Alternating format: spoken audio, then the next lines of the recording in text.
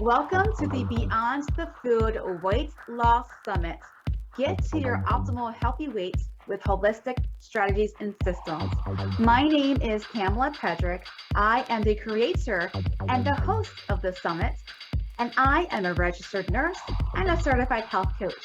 And I help women who work in healthcare to go from burnt out, exhausted, unhealthily overweight, and eating their feelings to rejuvenated, energized at their optimal healthy weight and no longer eating their feelings. I help them to break the chains of dieting and emotional eating so that they can stop surviving and start thriving. That's right, hashtag freedom. I am the creator of the 3-pillar personalized weight loss method. I have brought together over 40 speakers with 19 featured speakers. We'll be sharing with you their holistic strategies and systems that will help you to get to your optimal healthy weight for your unique body. What they will be sharing with you tackles every facet of the weight loss equation. Get to your optimal healthy weight with holistic strategies and systems.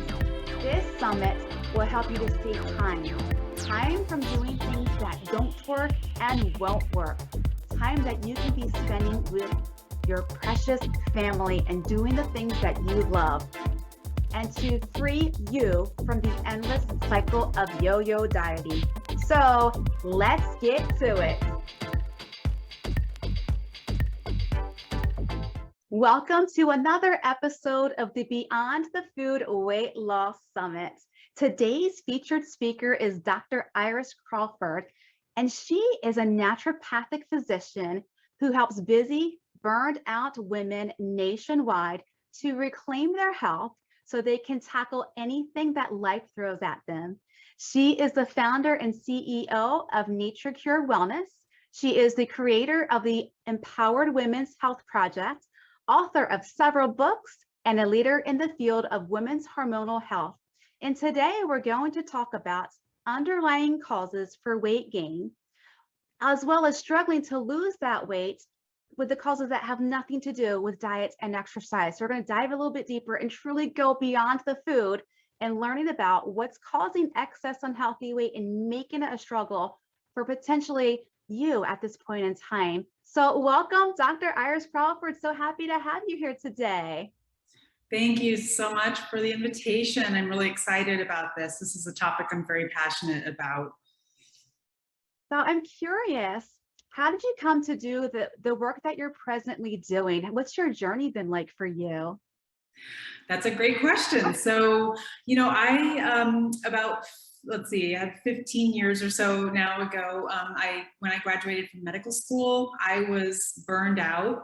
I had just completed the hardest thing I'd ever done, and I was about 20 pounds overweight, and I was exhausted, and I just, even as a health expert, an expert in therapeutic diets, I could not actually get my own body back to health. So this is how I kind of came to really looking at this, because I think no matter what diet that you might try, sometimes the weight just doesn't come off.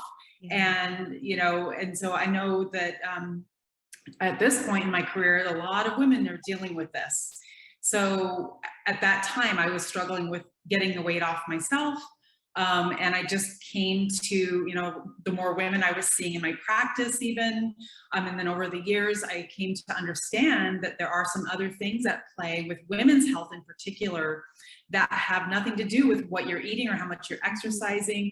Because let me tell you, all the women I've talked to are saying no matter how healthy my diet is or how much I exercise, I can't lose a single pound. So you have to look, like you say, it's beyond what the foods are that all these fad diets and everything like that. There are some other things at play. And I'm curious, for those who aren't aware, what does a naturopathic physician do compared to maybe a general practitioner? Yes, so naturopathic doctors, licensed naturopathic doctors, are trained as primary care physicians. But what we have a much bigger toolbox to be able to help people get better. So we don't just look at, we can prescribe medication and, you know, do all those things, but I so rarely ever have to, because what we really are, I think, kind of, I'd say, masters at is getting to the bottom of, you know, the root cause of what's going on and fixing that, so that you don't need to treat the symptoms that are coming up. So we really look at chronic disease reversal, and then getting you to more optimal health, farther and farther away from disease. So just because you don't have a disease, you know, that's been named, it doesn't mean that you're healthy. You know, and so we don't want you to wait until you get the disease. We want to actually help you improve your health now, because we think you can have a really big impact now, besides just doing nothing and waiting for those things to happen. Yeah, yeah. And it's so important too, not, you know, not waiting into getting, you know, as healthy as you can get, especially after everything of last year that went on, still kind of into this year. And I hear Yes. from a lot of women right now, and most every day, because I'm still in the nursing field, I still work with patients. And I hear from them, it's harder this time around to lose the weight compared to the past. And they Mm. attribute it to, well, I just ate a lot of sugar, drank a lot of alcohol during all of last year, because that's what I was able to do. Can you speak to that? And what is the underlying causes? What's potentially going on for them? Well, it comes down to a few different aspects to your health as to whether or not you can lose weight or not. So yes, if you've been doing things that are, you know, a logical explanation for why weight may have come on, especially, you know, during this past couple years, then yeah, you can maybe make those healthier lifestyle changes. Maybe up your exercise a little bit, or cut out the alcohol or the sugars, like you were saying. And we know, you know, when those things are there and they're causing a problem. And that's not necessarily easy to do, but at least that's something within your control. What is the problem is when you're trying all of those things and the weight still isn't budging. So the first thing I do think about, though, here is looking at not just the number on the scale, right? It's about your body percent fat, and your lean mass, because sometimes the weight on the scale isn't really telling the whole story. So it's important to look at that. But yes, there are some things that are actually stopping women from being able to lose weight, no matter how healthy their diet is, no matter how little calories they're eating, no matter how much they're exercising. So that's the topic that I'm really excited to talk about today. So what potentially is going on for women who they're doing all the things, so to speak, but yet they're not getting, you know, to that healthy weight? What could potentially be underlying cause for that? So the biggest thing that I focus on is how our hormones are working against us. So women have a very specific biological thing that goes on where it's triggered by stress. Stress causes something with our hormones that I call the triple threat to weight gain.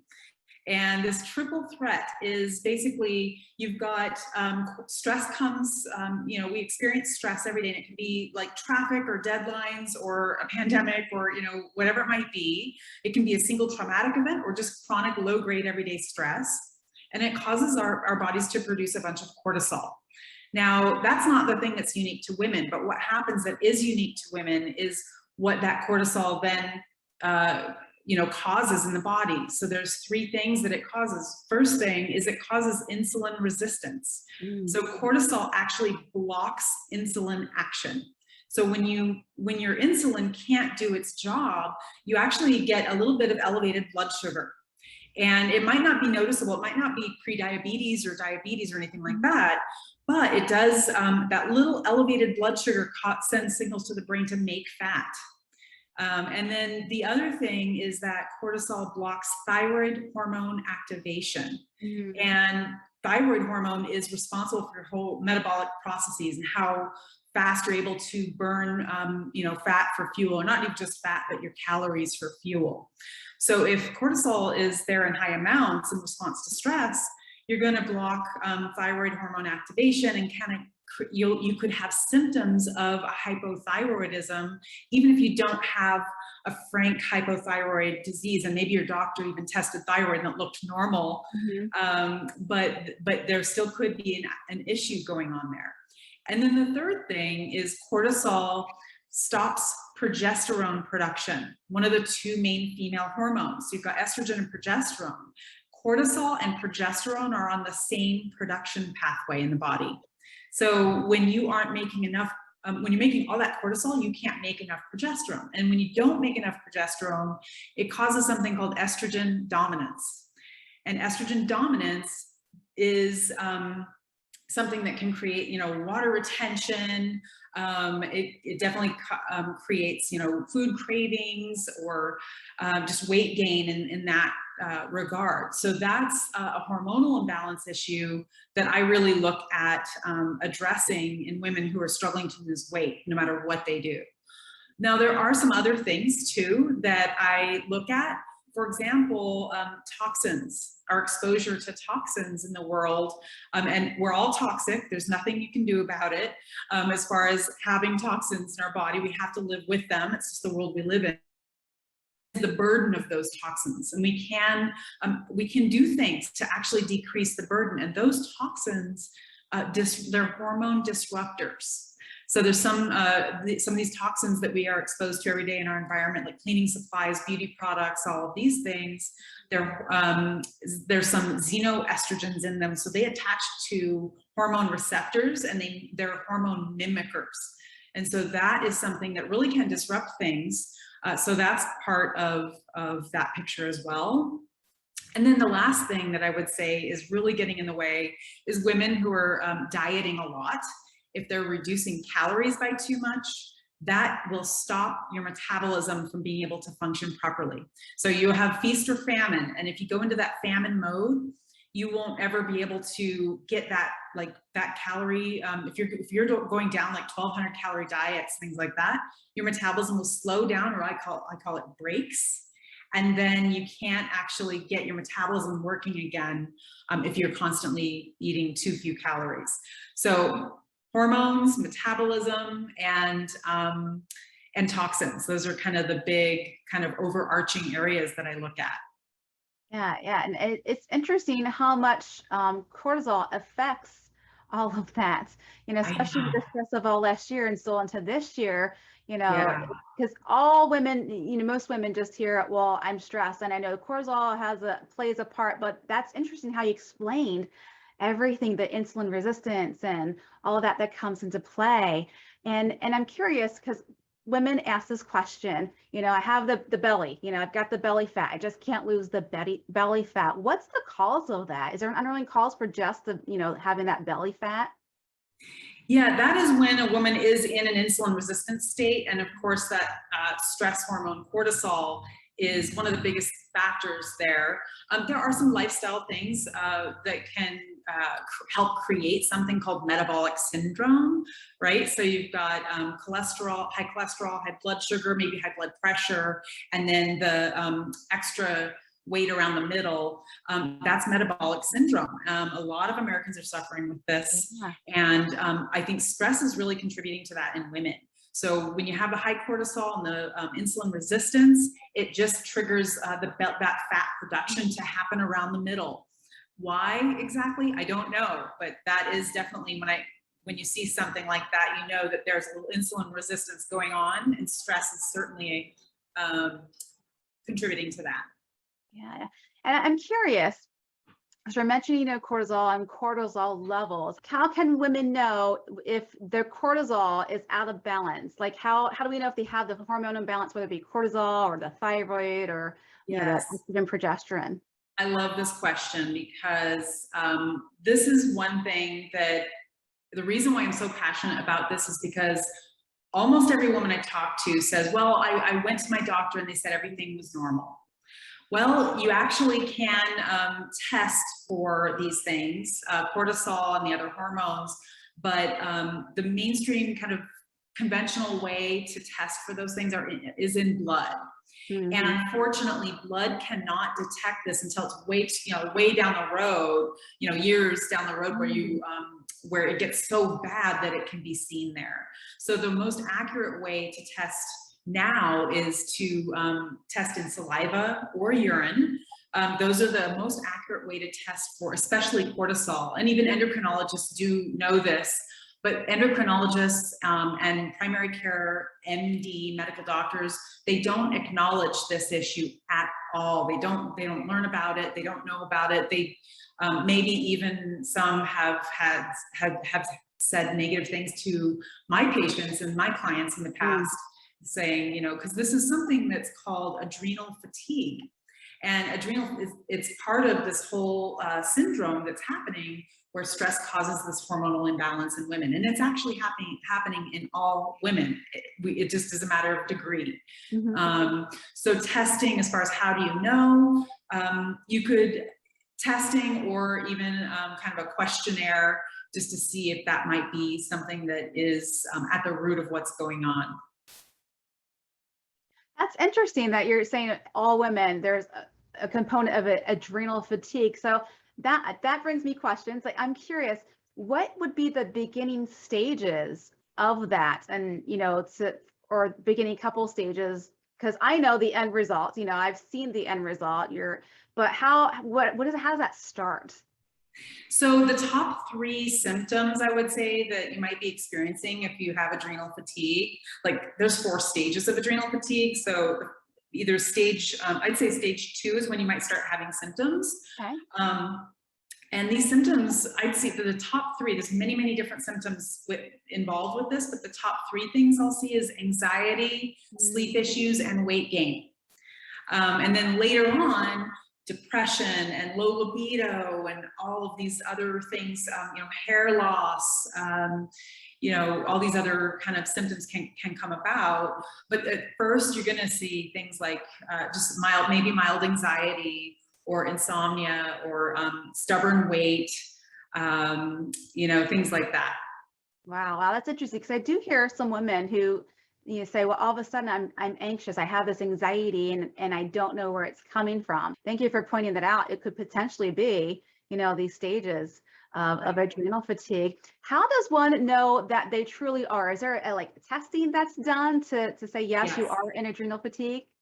Yes, so the testing that I provide is actually, I do an AM and a PM saliva sample. And what we are looking at is AM and PM cortisol and melatonin, because together those create your sleep-wake cycle. And most women have either sleep issues and or energy issues.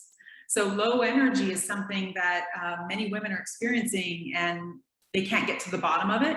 So this is the first step that I take to look at that. What are your daytime energy hormones, and what are your nighttime you know, sleep hormones doing? And then I also look at estrogen, progesterone, DHEA, and testosterone. And I also calculate your progesterone to estrogen ratio, because together all of those things help me identify what stage of adrenal fatigue that you're in. Okay. Yeah. Okay. Now, you had mentioned there's 4 stages. At what stage do you typically see women coming in? Most women are in stage 2. So if you're really exhausted a lot, most likely you're stage 3. I did have even a woman who was in stage 4 adrenal. I've had a few women who are in stage 4, but that's more rare. Stage 4 is like you can't get up out of bed almost. Like it's I had a woman who for 20 years she couldn't get out of bed. Like on the weekends she would be in bed all weekend, and she was diagnosed with chronic fatigue syndrome, but didn't have any kind of anything to do for it. And I did this test and found that she was in stage 4 adrenal fatigue.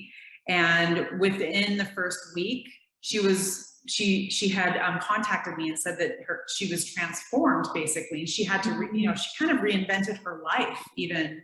It was very profound for her. She'd been to all these specialists, and no one could find out what was wrong with her. And it was this simple saliva test that was the key. Wow. Wow, that's amazing. And she lost about 60 pounds. Wow. Oh my goodness, that's so great. And so I'm curious because women hear adrenal fatigue. Is it truly? Is it like the adrenals are just tired, or are they just not functioning properly? What really are we talking about when we're saying adrenal fatigue? Yeah, so adrenal fatigue is wrapped up in this thing called the HPA axis. It's the hypothalamic pituitary adrenal axis. It's the lizard brain, your stress response system. And that over time can actually become dysfunctional because we live in these modern times. We kind of live these kind of fast-paced lives, especially, women, we've got the weight of the world on our shoulders. That's a lot of stress to bear. We are still the caregivers, the majority of us. We are career women. We're juggling a lot of things, and our brain is perceiving that stress as a threat. And it just kind of over responds to stress. So over time, your adrenals do start to kind of wear out.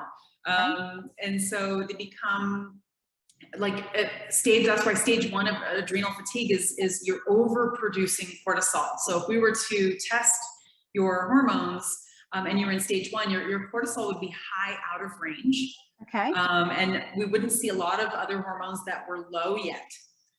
But if over time the demands were still there and the stress was still there, which, you can't get rid of stress, all right? So over time, your adrenals start to fatigue, and then they cannot put out the cortisol at the same level that it was able to before.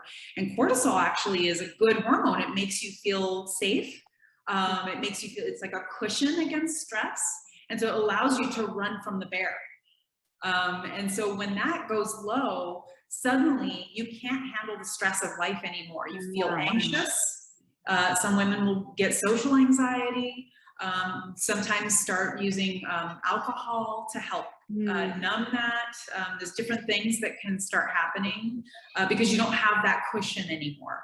So that's what that stage one looks like. And then stage two, where most women are at, because we're kind of, functioning, we're trying to do some health things for ourselves. But stage two, your cortisol levels are actually now in the normal range. However, your progesterone now is low at this point because you had already gone through a stage of high cortisol output and you depleted your body's ability to make progesterone because they're on that same production pathway. So you become progesterone deficient, so your progesterone to estrogen ratio will be low, and that's what causes the sleep issues and the anxiety because progesterone is associated with a calming neurotransmitter called GABA. And when your progesterone is low, your GABA can also be low, and then you can't, you can feel anxious, nervous. Some women, even as young as in the teenage years, can have panic attacks and things like that if they're progesterone deficient. And then stage three, your cortisol would be low out of range, either in the morning or at night. DHEA, which is the precursor to testosterone and estrogen, is made in the adrenal glands. And so when I see low DHEA, that's another sign that a woman is in stage 3 or greater adrenal fatigue. So DHEA, and then stage 4, everything is low because you didn't have enough DHEA to make enough estrogen and testosterone. So just everything is in the tank. Wow. That's so interesting. And thank you so much for sharing that, because I'm thinking about I know there's at least one or more women here who are listening and thinking, that's me. Like, I think I'm in that stage right now. So what would you say to them if they're thinking, I think that's definitely me? What would be their first step? The first step is you could do, just to explore it a little bit and do a questionnaire, that type of thing. But I will tell you, every woman, I've never seen a normal test come back. So it's just a matter of accepting that you have adrenal fatigue. This is about identifying exactly what stage you're at. Okay. And here's the thing that I want to yell from the rooftops, is that adrenal fatigue in women is not just adrenal fatigue. Every woman who has adrenal fatigue, which is every woman, also has an accompanying hormonal imbalance. And so adrenal fatigue, even if you're like, oh, I've already treated my adrenals or whatever, because adrenal fatigue is a term that a lot of women actually have heard before. What's missing from adrenal fatigue, any adrenal fatigue treatment, is addressing the hormonal imbalance that is side by side with adrenal fatigue. So you have not completely treated your adrenal fatigue unless you've also corrected the low progesterone to estrogen ratio and looked at your DHEA levels and your melatonin and all of the things that are involved with that. So that my testing is much more thorough than just looking, oh, how are your adrenals working? It's what has this adrenal fatigue caused that's actually causing all the symptoms, and it's the hormone imbalance. Wow, thank you so much for sharing that, because I think you're the first person I've actually heard speaking about this topic who have said you have to look at other things. You might think you're curing adrenals, but you've got all the other, hormones that are involved. And yes, my cat decided to join. He's so I see that. So Start the show. So yeah, thank you so much for sharing that. Because like I said, I think you're the first person I've heard to actually say, you got to look at all your other hormones that are involved in this to truly turn that around. Yeah, so it's the right testing done in the right way. That's the key, and it's very hard to find. Yeah. So I'm curious, when it comes to other underlying causes of weight gain, we addressed the adrenal fatigue and some of the hormones. And I do hear some women who say, I've had thyroid tested, I've had this tested, but my doctor says it's all normal and that's it. Is there a tip or something you can tell her to help her along? Absolutely. I mean, first of all, if you find a naturopathic physician in your state to work, they can do primary care for you, or they can work together with you and your other, your primary care doctor. You don't have to, it's not an either or situation. They're going to help guide you with more advanced testing methods and more advanced ranges of lab results. Because the biggest issue, like especially when we're looking at thyroid, this is a great example. I think it was back in 2003, the American Association of Endocrinologists, I think is the name of the association, that came out and said, we think that the range of thyroid should be more narrow. And they dropped the high end of the range, for example, of TSH, one of the thyroid markers, down to 3.5, but the conventional medical system, they didn't adopt it. So if your hormones come back normal, or your thyroid hormone in particular, chances are, if you have all the symptoms of hypothyroidism, but yet the doctor said it's normal, maybe look at the ranges a little bit more closely with someone who knows more about thyroid health, because even endocrinologists are not looking at those ranges accurately, in my opinion. So a lot of women get dismissed when they go to their doctors and say, something's wrong, could it be my hormones? And they test and they say, no, everything's normal. So they get either birth control pills or antidepressants. And it's very frustrating, for a lot of women and for me, because I wish that every woman had access to this information and this type of care. Yeah, absolutely. Well, we're giving it to them right now. Thank you so much. And you have a gift for our summit participants. Can you tell us about that? Yes, I do. So if you're wondering what hormone imbalance you might have, I have a question. It's like a little quiz. So you can fill out this quiz, and it's what hormone imbalance type you are. So you fill out the quiz, and then I have kind of a cheat sheet so that you can see what types of things that you can do to address that hormone imbalance that you have. Now, of course, it's not actual testing, and to confirm those types of things, I'd recommend the testing. But I just some places where you can get started. So yeah, I hope that's helpful. Yeah, absolutely. Thank you for that. And you also have something for our VIP access holders. What is it? Yes, so that is actually, I have a 30-day fat burning hormone detox program. And that's, you'd be enrolled into an online digital health platform where it delivers program materials, and there's online body metrics tracking, private messaging with my team, and it gives you guidelines on how to do an entire 30-day hormone detox. So this is going to take you through a whole dietary process that you can do on your own, and puts the control back in your hands, and it helps you kind of eliminate those toxins and decrease inflammation, and all of those things can cause weight gain. So it's kind of a clean slate, clear the toxins out so that you have a fighting chance with all the other wonderful things that you're doing, the helpful things that you're doing to try to lose weight. Absolutely. Thank you so much for that. And if you don't have the VIP access, there's still time to get it and to get Dr. Iris's fabulous gift for you all, as well as the other speakers. And so, do you have any final words or words of encouragement for our participants? I would just say, if you go to your doctor and you're hearing them tell you, everything's normal, I would but you don't feel like yourself, and something's wrong. Something is probably wrong, and maybe it's time to look at getting help elsewhere, getting a second opinion or something. It's tough because when we're in that conventional model, that system where you're looking at using insurance and all of that, it's so often a dead end for a lot of women, at least women I've been helping over the last 15 years or so. So I wouldn't I would just seek help elsewhere, contact me or any of the other participants in the summit, so that you can get the help from someone who has experienced and been where you are. I think that is the biggest takeaway I could offer. Absolutely. Thank you so much. I do so appreciate it. To your health, and we'll catch you on the next episode.